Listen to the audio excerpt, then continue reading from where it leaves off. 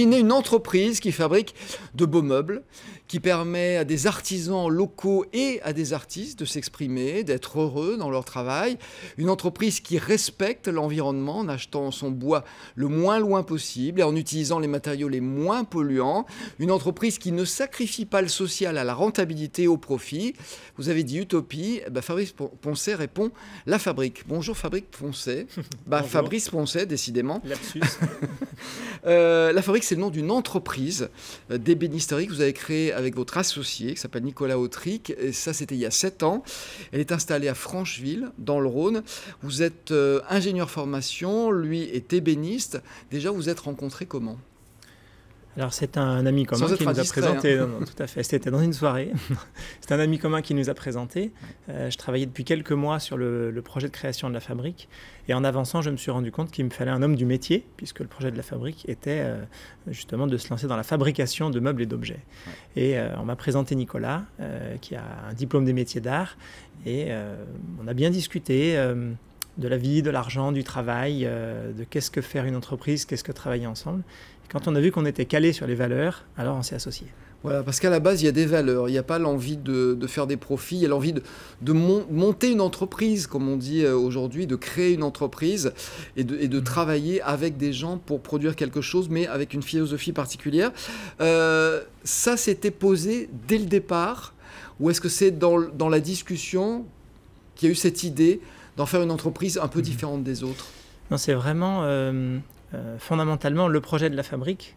Quand on a la chance de pouvoir créer une entreprise, si on n'y met pas ce à quoi on tient profondément, je pense qu'on finit schizophrène. Alors nous, dans la Fabrique, on a mis la question du beau avec la création contemporaine. Ouais. On a mis la question d'une place pour tous dans le travail. On a mis la question de l'environnement. Puis comme c'est un projet qui est finalement peut-être complexe à porter économiquement, on a eu envie aussi de travailler sur l'innovation sociale et la manière de faire entreprise ensemble. Oui, alors c'est vrai que c'est pas simple. Est-ce que ça veut dire que vous aviez connu des expériences difficiles pour être aussi investi, avoir autant envie de créer quelque chose de différent ? Pas d'expérience très difficile. J'ai travaillé dans un cabinet de conseil qui m'a permis de voir beaucoup d'entreprises différentes. Et c'est cette lecture des entreprises... J'aimerais surtout pas bosser là. Et effectivement, il y a un certain nombre d'entreprises où j'aurais pas eu envie de travailler. Mais j'ai eu plutôt des expériences très positives dans ce cabinet de conseil avec des convictions très fortes qui sont aussi à l'origine de la création de la Fabrique. Ouais. Alors comment peut se résumer cette philosophie de l'entreprise et puis surtout comment ça se traduit concrètement sur le terrain, dans la vie quotidienne des gens qui travaillent ? Alors très concrètement, on est ancré dans la création contemporaine, donc on fait des meubles, des pièces d'artistes, des aménagements, des scénographies de style contemporain. Ça, c'est pour la partie du beau, on va dire. Ça, c'est le positionnement. C'est le positionnement, exactement. Et puis on travaille également avec, vous le disiez, les produits les plus propres possibles. Hein. La vie n'est pas idéale et donc on fait des compromis, parfois entre une demande d'un client et la qualité environnementale qu'on souhaite proposer. Et puis sur le fonctionnement de l'entreprise, ce qu'on cherche, c'est à vivre ensemble une belle aventure et donc à casser un petit peu les codes de fonctionnement habituels de l'entreprise. Ça ne veut pas dire que c'est l'anarchie et que chacun fait ce qu'il veut. Non, ce n'est pas l'anarchie. Nicolas et moi sommes les gérants et nous sommes responsables du fonctionnement de cette entreprise. Néanmoins, au fil du temps, avec le développement de la société, nous avons eu des formes différentes d'organisation. Et la dernière en date, c'est celle du conseil d'entreprise qui se réunit tous les 15 jours et qui traite de questions de vivre ensemble et travailler ensemble. Donc on y discute de l'accord d'intéressement, on y discute de la mutuelle, on y discute de certains investissements. Et puis on complète cet organe, on va dire, de dialogue social à notre sauce, avec des propositions de qualité de vie au travail qui sont par exemple le fait d'avoir embauché une cuisinière pour nous préparer à manger. Au début, on amenait chacun à manger à notre tour pour tout le monde. À la fin, c'était un peu dur, le gratin dauphinois dans le sac à dos, dans le bus pour 8 personnes, ça ne marchait plus. Et donc ça, c'est sorti de la discussion en commun. Vous êtes une vingtaine, il n'y a pas de syndicat chez vous ? Alors, il n'y a pas de syndicat chez nous, effectivement. Pour autant, il y a un dialogue social. Et les salariés, pour l'instant, ont choisi de ne pas avoir de délégués du personnel, mais de prendre de manière tournante la responsabilité de sujets qui sont à traiter. Oui. Alors, est-ce que ce fonctionnement, on pourrait le généraliser à toutes les entreprises ? Je pense aux grandes entreprises. Est-ce que c'est imaginable ou c'est un modèle qui ne correspond qu'à des petites entreprises, enfin des entreprises de la taille de la vôtre ? Je crois que si nous, les petites entreprises, nous avons beaucoup de choses aussi à apprendre de la structuration des grands comptes, ce qu'on peut apprendre, nous, aux grandes entreprises, c'est à retrouver le sens du travail dans les équipes. C'est-à-dire que même dans une entreprise de 10 000 personnes, il y a des entités de travail de 20 personnes. Et si ces entités ont une liberté de manœuvre suffisante, elles sont capables de s'organiser et de proposer des manières de faire qui soient innovantes. Et finalement, quand on est 20, on a le sentiment que ce qu'on fait donne un résultat et que quand on tire dans un sens ou dans l'autre, le résultat est différent. Et donc on a la main sur le travail. Je pense que ce qui démotive peut-être dans des grandes structures, c'est qu'on a beau tirer à droite ou à gauche, à la fin on a l'impression que ça ne change pas beaucoup. Voilà, parce qu'on a le sentiment qu'il y a des décisions qui viennent de très haut, qu'on ne comprend pas forcément et qu'on est obligé d'appliquer. Et du coup, on n'est plus dans la logique, dans la vie. Et donc, vous essayez de retrouver un fonctionnement qui est presque le fonctionnement d'une famille, en quelque sorte. Une famille, ce serait un peu paternaliste peut-être. Certes, certes, mais quand on réunit peu de gens, à un moment donné, on a des relations qui ressemblent à celles de la famille quand on travaille ensemble. Oui, d'ailleurs, dans la famille, il y a une fratrie et le mot qui est important pour nous, c'est quand même celui de la fraternité.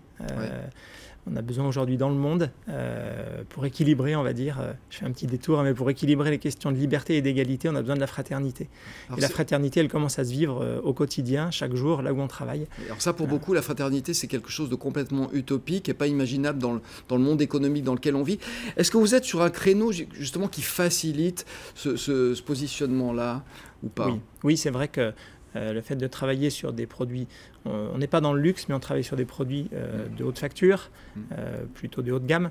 Et c'est vrai qu'on a d'autres amis entrepreneurs sociaux qui sont sur des marchés beaucoup plus concurrentiels et qui ont moins de marge de manœuvre. Voilà, pour autant, la rentabilité de l'entreprise n'est pas non plus monstrueuse. On a perdu un peu d'argent l'année dernière parce qu'on a beaucoup investi dans la création d'un nouvel atelier. Donc c'est solide, mais on n'est pas millionnaire. Alors, je sais que vous... Alors, je vais faire attention à ce que je me dis, parce que je me suis fait engueuler. Vous dites, vous faites de la place aux personnes handicapées, donc aux personnes qui n'ont pas forcément leur place dans toutes les entreprises. La notion de faire leur place, c'est pas comme employé pour vous. Il y a une différence importante. Alors, cette différence, elle est liée au fait qu'on n'a pas envie de se présenter plus beau qu'on ne l'est. Et donc, dans le projet de la fabrique, il y a le fait de pouvoir embaucher des personnes avec des fragilités, qu'elles soient liées à l'insertion ou au handicap. C'est des choses qu'on a pu faire dans le passé. Aujourd'hui, on fonctionne davantage sous forme de partenariat avec des structures d'insertion ou des entreprises adaptées. Mais on bute, dans notre modèle insérant, sur la complexité des projets qu'on doit faire. Parce que plus les tâches sont pointues, plus effectivement, certaines personnes ont du mal, voire l'impossibilité de les réaliser. Effectivement, notre équipe d'ébénistes aujourd'hui est plutôt très qualifiée. Voilà. Donc on se lance dans un nouveau projet avec du mobilier qu'on appelle sous licence Creative Commons, donc, qui peut être produit partout dans le monde, avec un nouvel équipement qu'on va mettre en place au début de l'année prochaine, avec l'optique de pouvoir améliorer notre potentiel insérant et d'embaucher des personnes plus qu'on ne l'a fait jusqu'à aujourd'hui en insertion. Alors, en un mot, votre objectif, c'est pas de devenir une multinationale, c'est de continuer à pouvoir vivre comme ça. Mais on dit qu'une entreprise qui ne progresse pas meurt. Ça va être possible de poursuivre sur ce modèle en restant une petite entreprise, une petite entité? Alors, effectivement, les marchés sur lesquels on se trouve aujourd'hui nous amènent à ne pas chercher un développement trop important, sinon il faudrait qu'on aille faire ce qu'on appelle du retail, c'est-à-dire des chaînes de magasins, et ça, c'est pas notre positionnement en fabrication. Donc on a envie de se développer aujourd'hui en archipel, c'est-à-dire que... de reproduire le modèle comme ça. Exactement, avec des acteurs qui peuvent être dans le champ de l'insertion, avec des acteurs qui peuvent être dans la filière bois. On regarde beaucoup la manière dont le monde évolue, notamment autour de l'économie collaborative, qui est une piste très importante pour les années qui viennent. Bon, on vous souhaite une bonne route. Merci beaucoup, Fabrice Poncet, de nous parler de cette initiative.